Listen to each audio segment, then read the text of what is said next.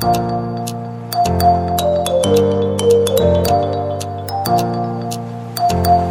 جاتا ہے کہ بچوں کے رسالے وہ خاموش دوا ہوتے ہیں جو ان میں آہستہ آہستہ تعمیری ذہن کو پروان چڑھاتے ہیں۔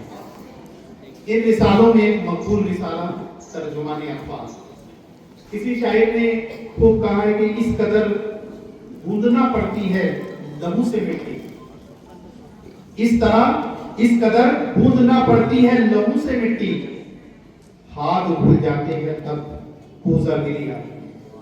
آئیے آج کی محفل کے صدر عالی وقار محترم رحیم رضا سر سے میں درخواست کرتا ہوں کہ وہ آئے اور ہمارے درمیان اپنا صدارتی جذبہ پیش کرے۔ آپ تمام کی زوردار تالیوں کے لیے آج کی محفل کے صدر عالی وقار۔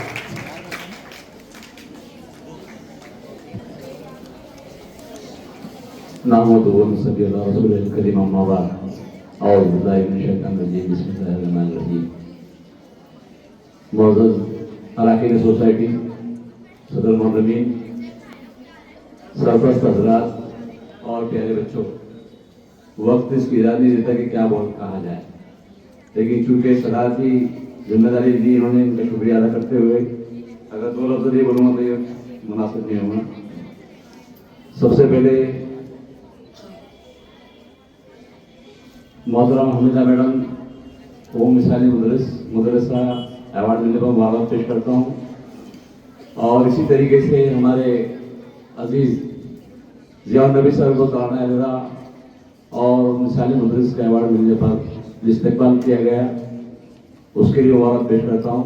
اور اسکول کا ترانہ جب لکھا جاتا ہے تو اس کا جو پس منظر ہوتا ہے لکھنے والے کے ذہن میں، وہ میں بہت اچھی طرح سمجھتا ہوں، اس لیے کہ میں جس اسکول کے طالب علم رہا، میں نے بھی اپنے اسکول کا ترانہ لکھا اور میں وہاں پر بعد میں صدر مدرس بنا، اور ہماری بھی خواہش ہے کہ سر بھی ہمارے اسکول کے ہیڈ ماسٹر بنے، اور یہ آج میری بات پیش کر دی گئی ہے، لہٰذا میں ان کو دوبارہ مبارکباد پیش کرتا ہوں۔